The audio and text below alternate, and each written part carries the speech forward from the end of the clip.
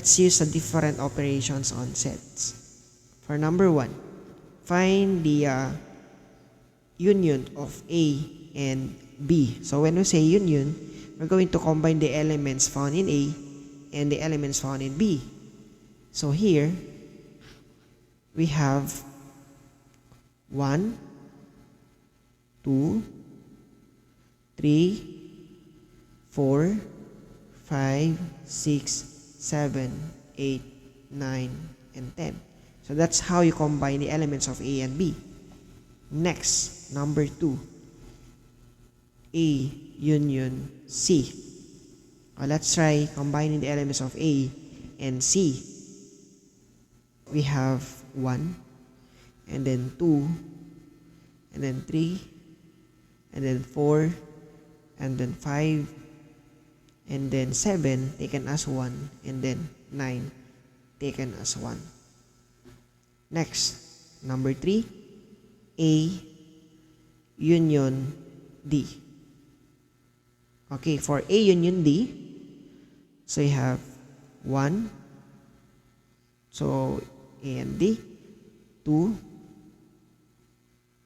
3 taken as 1, 5, 6, 7 taken as 1, and then 9 at saka 10. Okay, so that's the union of A and D.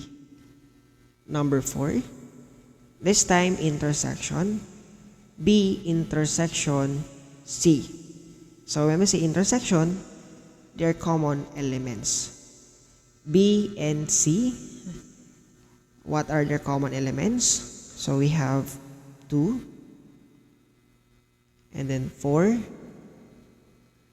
and then wala na. So only 2 and 4. Okay, next, number 5, B intersection D. So B intersection D. So here 2, okay, 6, ayan, and 10. Okay, so 2, 6, 10 is the intersection of B and D. Next, C intersection D. Okay, C intersection D. So we have, okay, so 2, 7. So it's only 2, 7, 2 and 7 as intersection of C and D. Okay, so that's how you get the intersection of two sets. Next, proceed tayo sa complement. 7, complement of A. So all elements found in U but not in A. Okay, so we have, or in short, we just disregard the elements of A in the universal set, or exclude. So exclude natin yung 1, 3, 5, 7, 9 doon sa universal set. So anong maiwan sa universal set? Yun ang sagot. So 2, 4, 6, 8, 10. Okay. Next, 8, complement of B. So exclude natin yung 2, 4, 6, 8, 10. So we have 1, 3, 5, 7, 9. Okay. Next, number 9, complement of C. So we have 1, 2, 3, followed by 5, and then 6, then 8, and then 10. And number 10, complement of D. So disregard natin yung 2, 3, 5, and so on. We have 1, 4, 8, and 9. Okay, so that's the complement of each set. And last is the difference of two sets. Say the difference of A and B. So sabi dun sa difference, elements found in A but not in B. Pero may technique tayo dito para madali nyo mahanap yung difference ng two sets. Hanapin nyo muna yung common ni A at saka B. So dito, ang common nila is wala. No, wala silang common. That simply means wala kang tatanggalin doon sa A. So in short, ang difference ni A and B is A itself.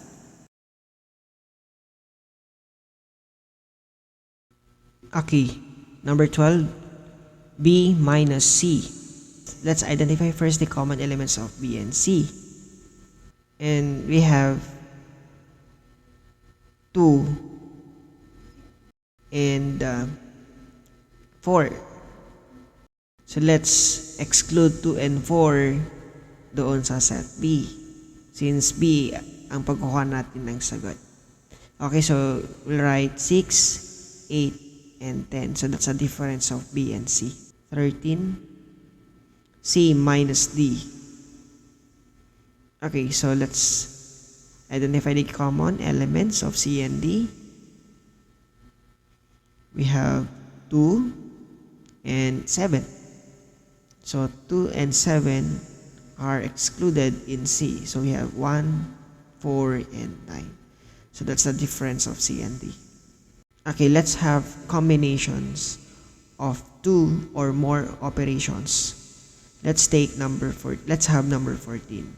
B intersection C intersection D. Okay, so let's identify the common elements of these three sets. Of course, we have 2. Only 2.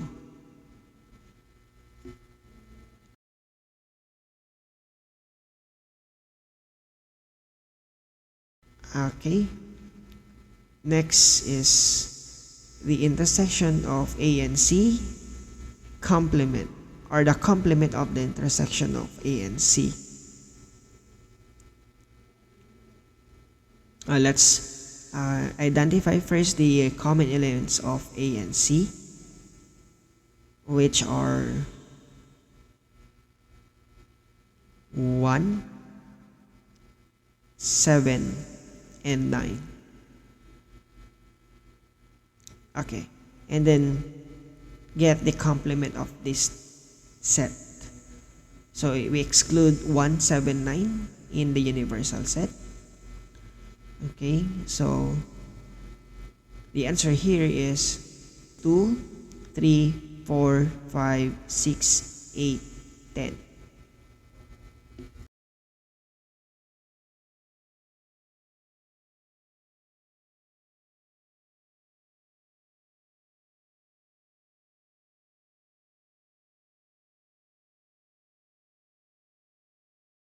So let's identify the intersection of A and C common elements. That's 1,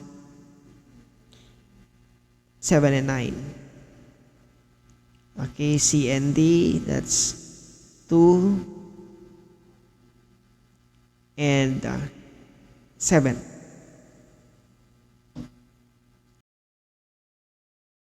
Okay, let's combine them.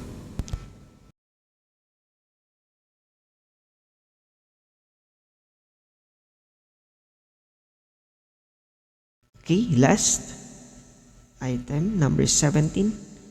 The difference of D and B intersection A. Okay, so let's identify first the common elements of D and B. And the common elements are 2, 6, and 10. And we exclude 2, 6, and 10 doon sa D. So we have 3, 5, 7. And then intersection of A, that's 1, 3, 5, 7, 9. So final answer is 3, 5, 7. Okay, so this is all. I hope you learned something from this short discussion on operations on sets.